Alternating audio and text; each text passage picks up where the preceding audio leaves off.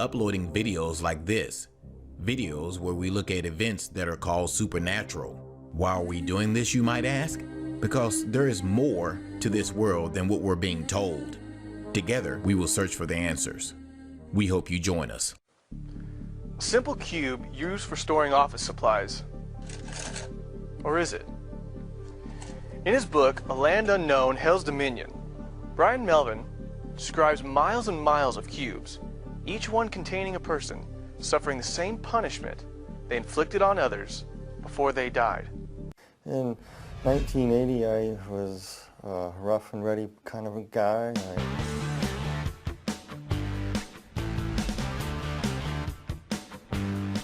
Drank a lot and partied a lot, and I was moved to Tucson, Arizona, and I was working at a construction site, and one of the guys brought some water from Mexico that was contaminated, and I ended up drinking it by accident. Got real sick, contracted cholera, and within about 72 hours I was flat on my back and basically dehydrated. That's when I passed away. I noticed that when I passed on, that of course I wear glasses and I'm very nearsighted. I noticed that, first thing I noticed is that I wasn't wearing my glasses and I could see clearly across the room. And when I turned my head, I noticed that my body wasn't moving. And I was lifted right out of my body and hovered over my body, looking down at myself and looking around. And next thing I knew, I went through the ceiling of the room I was in, and I was transported into a very, very, very black, dark void.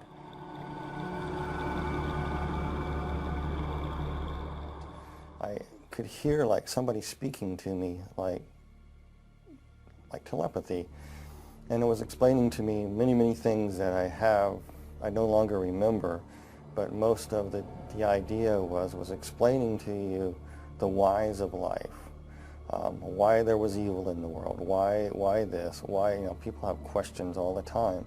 These were being answered to you as you were being transported to this light. And time you got to where the light was, you knew what happened, you know what's going on. You know what happened, you died, you're going to be judged, and everything as you're traveling, it's made so clear to you that what's happening is perfectly just and right. Oh yeah, I was going through the darkness and I was approaching the light there, and I noticed that on this rock, it was a big huge boulder right out in the middle of this darkness, and there was a person sitting on a throne. And the individual that was sitting on it was emanating light, very, very powerful, bright light. And there was a love and compassion too, but also a firmness and fairness emanating from this person. And I'm going, who is this? And the basic question that was coming to me through this thought was, look what you have done with God's gift. It was actually Jesus was speaking this to me. He said, if I let you into heaven with what you know now, that I'm just, right, perfect, you would misuse that and keep sin alive in heaven. You can't come in. He told me it was granted to me to see a land unknown that's best forgotten but will not be left unseen. That was it. And then he took out all these keys out of his robe, just pulled them out. And as he pulled them out, you could see the scar where the nails were kind of like in the wrist area, and it kind of pulled the bones apart. It's kind of traumatic looking. And he had these keys, and the keys were odd shapes and design. And he walked over to a place, and he stuck this key into this, looked like a gate. And a door opened. Then the veil came over, and it was dark again. I couldn't see it all. I could see it was the Lord. And I was being moved toward this door, and I went through that door into a void. I mean, a tornado vortex. It was just going round and round. It was a tunnel, spinning horrendously around, just roaring and roaring and spinning and spinning and spinning.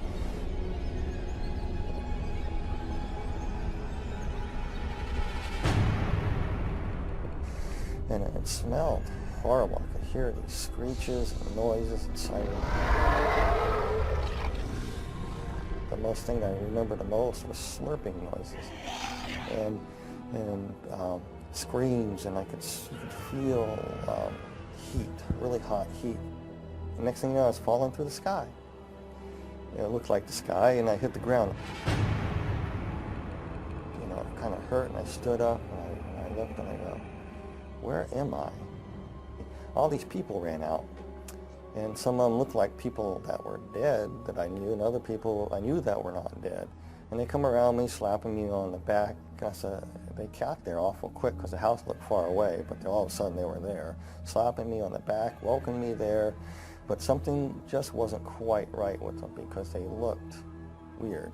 They had yellow glints in their eye, and their eyes were almost reptile-like.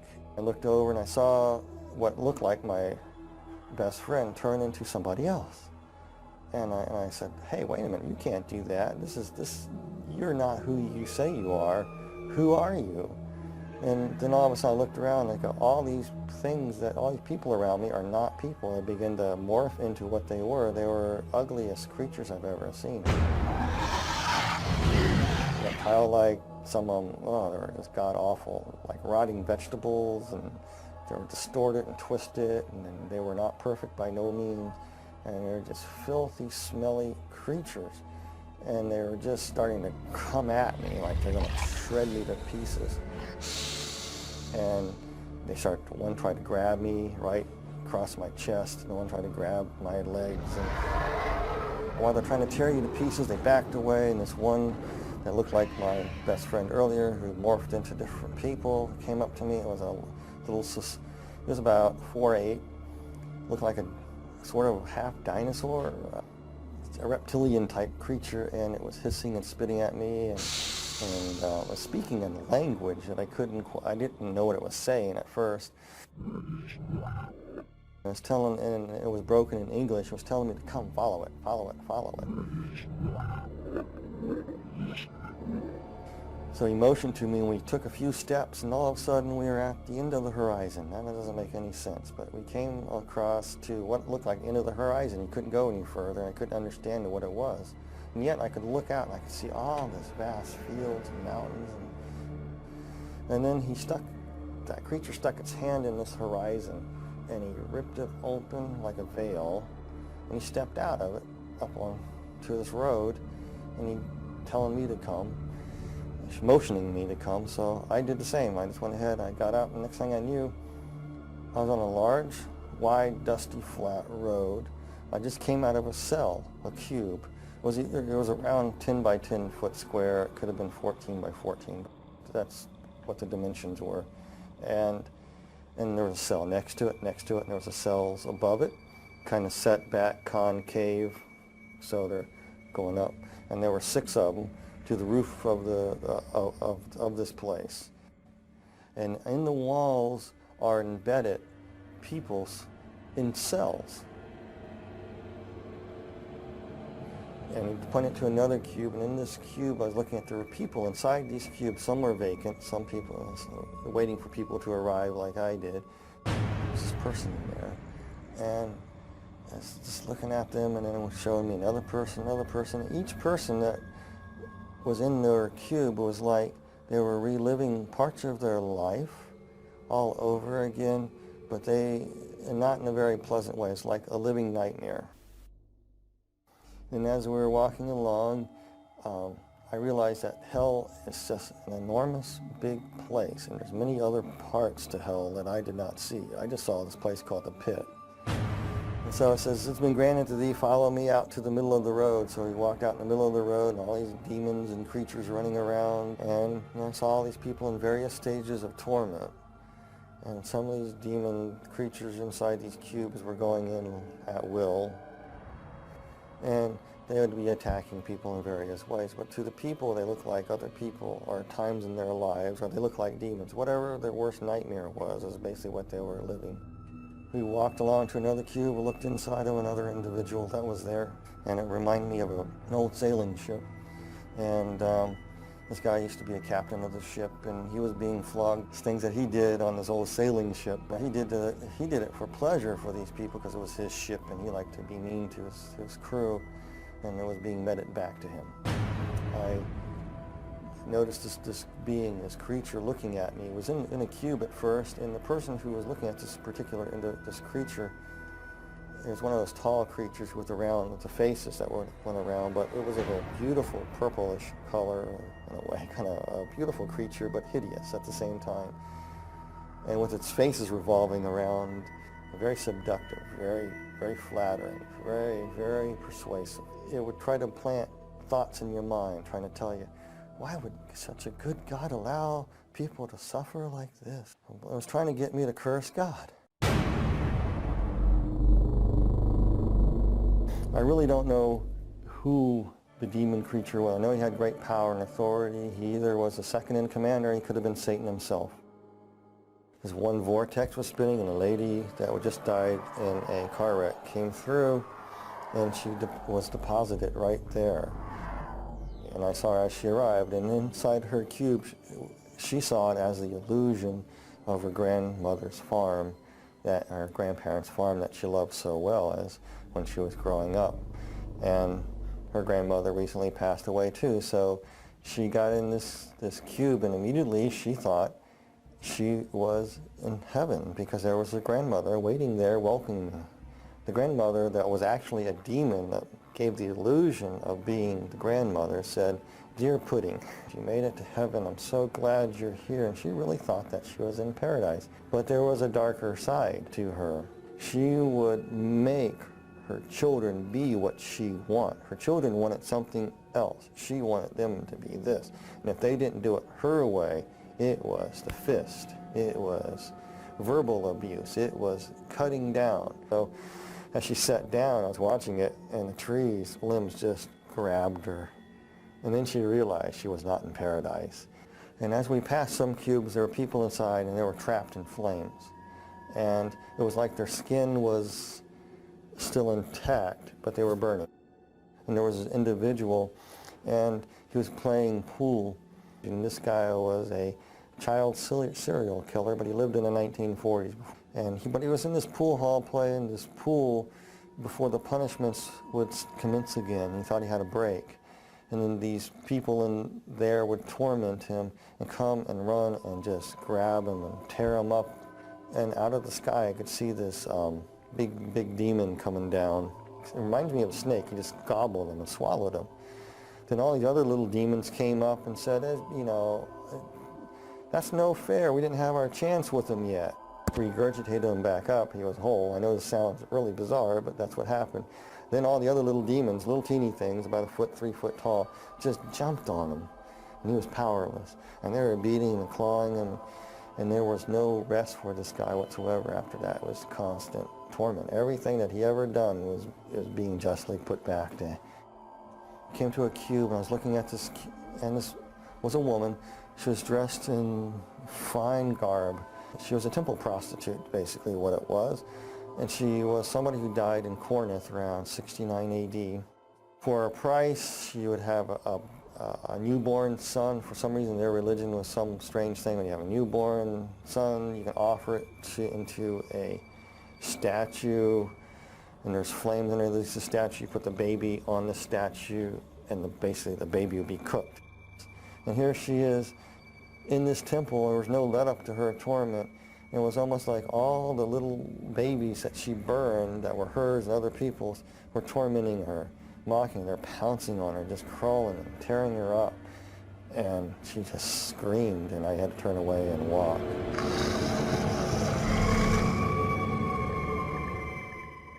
There was an individual that she practiced the black dark craft. She was a witch. I just knew that she was a witch, but she died many hundreds of years ago. But she was trapped in a coffin, scratching, trying to get out. She couldn't get out. She was in that position for years and years and years and years, hundreds of years.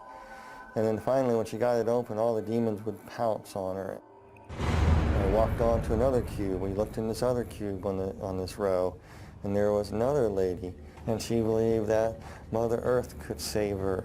And then if she honored the trees and the rocks, and she was into this nature thing, and part of their religious practice that she would practice would be getting out in the fields and dancing around a fire with a bunch of other people doing the same. The people that she thought that she was with were actually demons, and they would come up to her and say, "You did this." They pick up a stone. You say, "The stone will save you here," and they smacked her with it.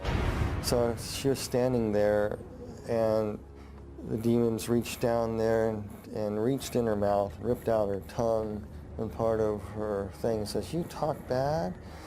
Oh, the stones are not going to save you. Nobody can save you." Then they ripped off her, just actually took her skin and just peeled it off. It was really slow and agonizing to shreds. It done nothing to the skeletons. Then they took the bones and broke the bones. And she felt everything. Then her body would come back together. The flesh would come back together. And she'd be whole again, and it would start all over again. A different scene would happen. And some of the cruelest people on earth were in these. You know, some people, I don't like to say names of people or anything like that, but I will, you know, this one particular individual is definitely there, and everybody knows who it is. It's Adolf Hitler. Hitler was sitting in a cube. The cube was open, and it was just burning flames. He's just sitting there burning. And his flesh wasn't burning, and he had this hideous look on his face. And he was, as he was burning, the flesh would be rotting, and he was feeling every bit of it. It was almost like every oven of the gas, of the concentration camps, all the tortures that went on there were being meted back to him in one intense flaming bit of stoked up white hot heat that would rot his flesh away at the same time, make him ashes, come back. He was just being tormented like that. He was just, I remember having a weird look on his eyes. It was just angry, vicious anger. When we return, Brian Melvin tells how for a moment he thought he may be trapped in hell for all eternity. We were walking in another segment of hell near the back recesses of the wall, another segment of the deep dark pit. And we're coming to this one pit there was one place, and the cube was open, and inside there, this demon was trying to get me to go inside this cube in what looked like a dentist chair. I'm not afraid of dentists at all, but this thing looked like a dentist chair to me, with all these hideous creatures in there trying to say, "This is where you are going. And they want you in this cube here." And they were trying to get me in there, and I didn't want to go. And this part is very hard for me, because you got to understand, you are so scared, and this whole time you're there, you're just saying, "Jesus Christ, Jesus Christ, Jesus Christ." By that time, I was probably saying "Jesus Christ" so fast, "Jesus Christ" so fast that it was a blur. That's all I can say. They wanted me in this cube, and I was scared. I didn't want to go in this thing. And like I said, throughout the whole time, you felt a connection with somebody from above, the Lord. And then all of a sudden, you could feel something coming for you. I was so petrified, I couldn't distinguish what it was. You could feel the footsteps walking behind you, and the ground thundering. And as it closer, whatever it was walking behind me. And I was too scared to turn away to see who it was, because I didn't want these things to rush me and grab me. And all of a sudden, they started coming toward me. And then the presence got right behind me, and they all scattered. And that purplish, big, tall, demonic creature, the regal creature, kind of backed slightly away and kind of bowed and kind of walked out, just kind of slithered on into the mist, into the darkness of hell. And the Lord was carrying me up.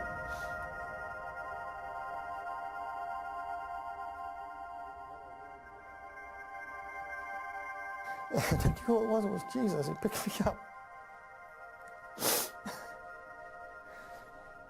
This part I remember though so clearly. He just picked me up in his arms, and I could see where they crucified him. As he's holding me, his bones are pulled apart. He's saying, "You pulled apart my bones." And he carried me. And kind of floated through the air and went through the center of the bottomless pit. I went straight up. I remember bits and pieces of being taken to a hospital and waking up in a hospital room. and nurses poking me. And when I woke up out of this thing trying to breathe, I grabbed the doctor and said, "I'm not in a cube, am I?" "I better not be in a cube." And the doctor says, "No, you're in a hospital." And from it, I was no longer an atheist. There was a God, there is a heaven, and there is a hell.